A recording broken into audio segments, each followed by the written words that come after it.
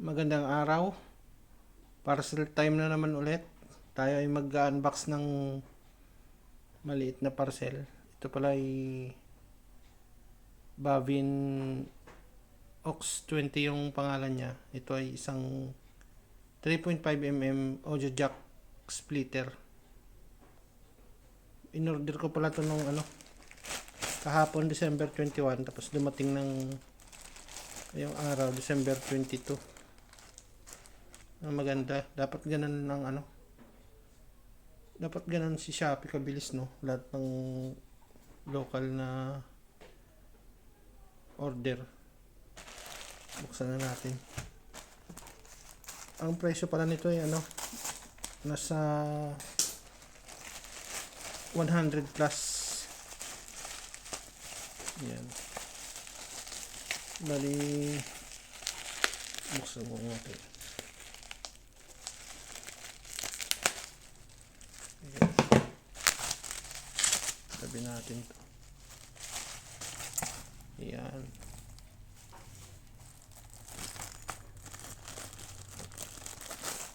Ito. Bavin, ang pangalan niya, Bavin Ox 20. Ano siya, 3.5 audio splitter. Bali yung isang output mo, gagawin niyang dalawa. Yun ang purpose niya. Ayun.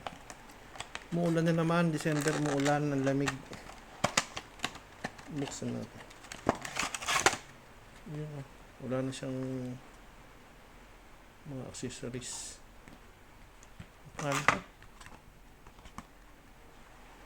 1.2 audio cable. 1. Audio cable. Sige. Maganda siya. Ano yung kanya? Braided, yung parang ano tawag nito? Yung braided, yung kagaya sa sintas ng sapatos. Fabric braided. Tapos yung haba niya ganyan. Maganda na rin, no?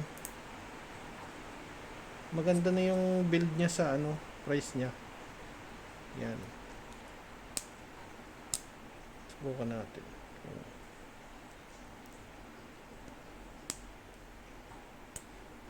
Tapos yung kinuha ko pala, yung hinanap ko pala na model, yung ganito, yung TRS, tip ring sleeve.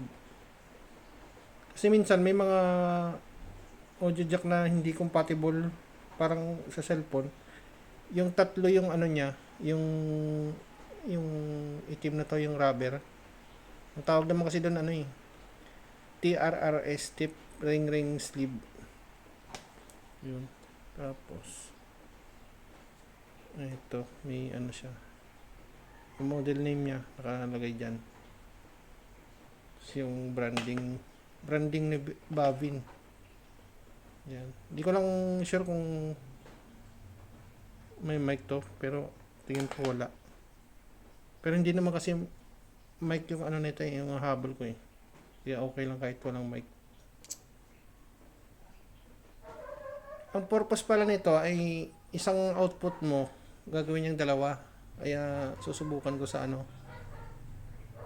sa earphones ko na susubukan ko sa Bluetooth receiver ko, tapos dalawang output ng headphone ang gagawin niya. Bawa may pinapanood kang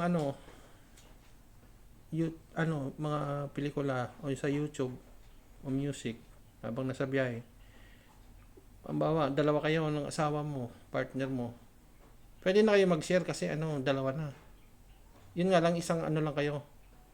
Isang source lang, dalawa.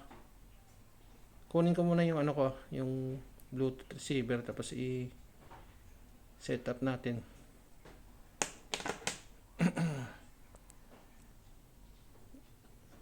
Ito pala yung tawag dito. Yung pangalan din nakalimutan ko. Ugreen. Lang. Buhayin muna natin. Kalimutan ko pala yung pangalan nito.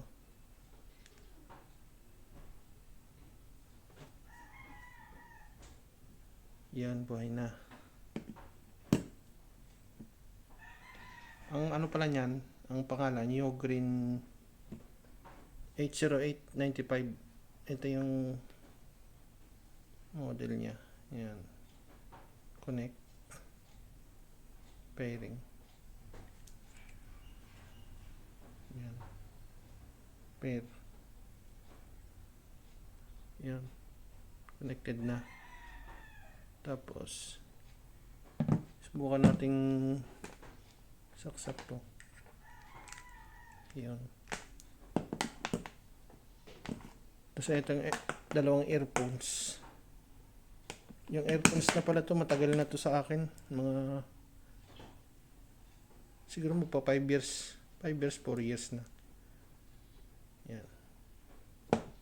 Ang pangalan pala nito, ano? Shosi Form 1.1. Subukan muna natin yung ano, yung isa muna. Isa muna. Sa tingin ko kasi, pag mahina ang output power nito, ba mahina, tapos dalawang earphones yung ikakabit mo sa kanya, possible na maghahati ang power, pwedeng humina ang tunog. Tapos minsan kasi yung mga ganitong earphones, yung IEM, merong ano, mataas yung impedance. Pag mababa yung power mo, nag-iiba yung tunog. Kaya malalaman natin. Yung Shosi pala na to, yan, Shosi. Ang impedance nito 19 ohms. Tapos ito namang si matagal na to. Hindi ko masyadong nagagamit na.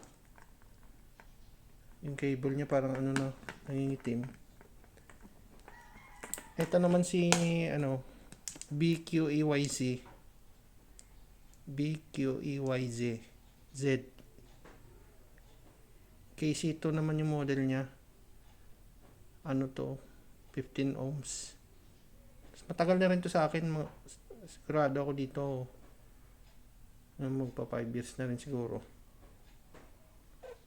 Sige. Subukan ko muna yung ano. Sa isa. Mag-ano lang tayo ng music.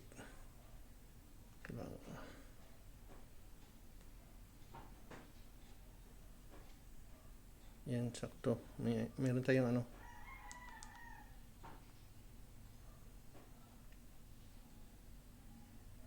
Maghanap tayo ng ano. Eto, order taker. Ay, hindi pa pala nakakonect. Sorry. Ay, nakakonect na. Natunog pala eh.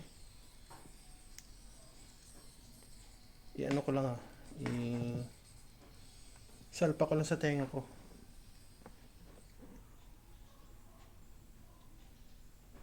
Yun, tumutunog naman. Yun. Tapos subukan natin sa kabilang port. Pagpalitin natin.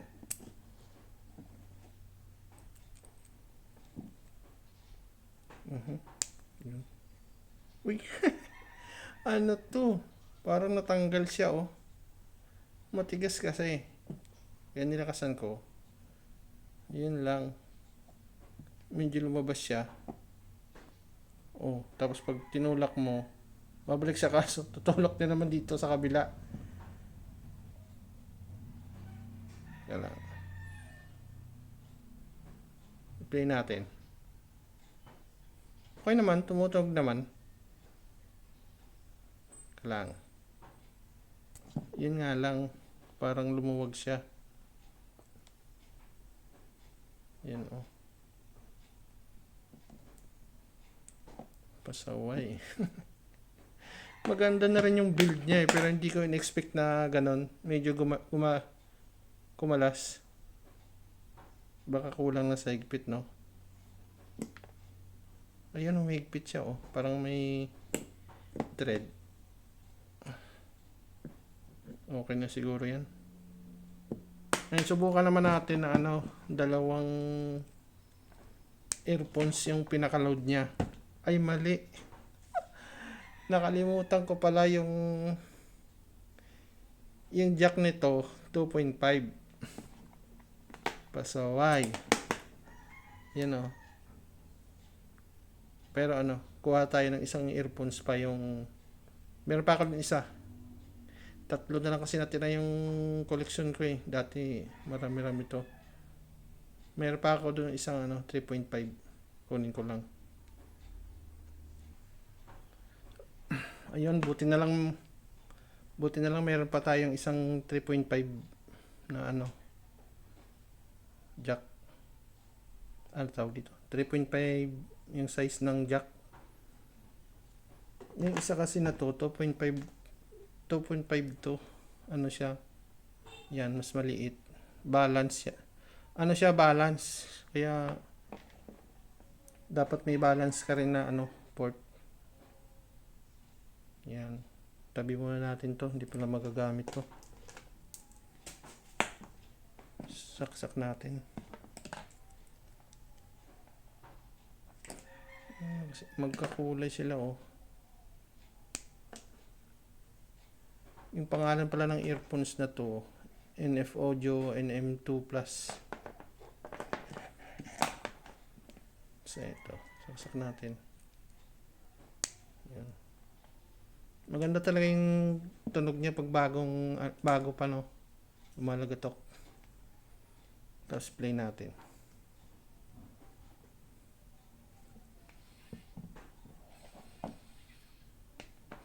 Pakinggan mo natin yung isa. Pero ano siya oh, parang tumutunog na oh. Maririnig mo na.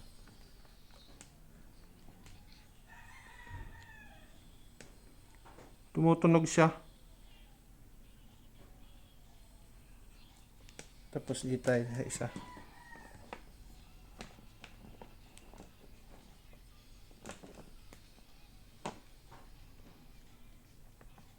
Okay naman, tumutunog din siya no. Yun. Lagyan natin. Yung magandang purpose pala nitong 3.5 audio splitter. Pag yung may mga nakaka-relate sa ganitong mga earphones, maganda pala to pag ano no, pag nag-test ka, AB test ng dalawang earphones na bawa, pag kumparahin mo, maganda to, ganito, gamit ka ng ganito. Pero sa tingin ko mas maganda yung gagamitin mong Bluetooth DAC amp, yung ganito. Bluetooth DAC amp yung tawag sa kanya, Bluetooth receiver. Mas maganda kung ano, mga medyo high output na siya. Kasi itong si Ugreen parang mahina to eh. Tapos meron din akong isa doon na ano, yung ganito rin, yung sa shuttling naman. Hindi ko na rin masyadong nagagamit yun. Baka lobat na yun. Bali, ano, yung item gumagana. Okay siya. Dito lang nagka-problema kanina. Hinigpitan ko, okay naman. Tapusin na siguro natin dito yung unboxing and unboxing and testing. Sa mga ano pala no, naghahanap ng ganitong setup, bawa sabay kayong makikinig ng music, nasa biyahe, may earphones kayo, maganda to. Kaya may pinapanood kayo habang sa biyahe no. Ano rin siya no, useful siya. Tapos pwede mo rin tong gawin sa ano, sa mga speaker mo, yung mga amplifier, pwede rin to. Baka gagamitin ko rin to sa ano, sa edifier ko. At yun lang no. Sana makatulong yung ganitong video sa inyo no.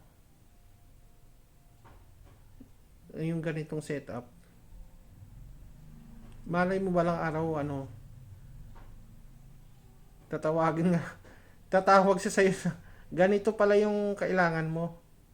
Kaya kung mapanood mo to, baka balang araw, no, magamit mo rin yung ganitong ideya. At hanggang dito na lang siguro. Maraming salamat sa ano, sa nakapanood. Bye-bye.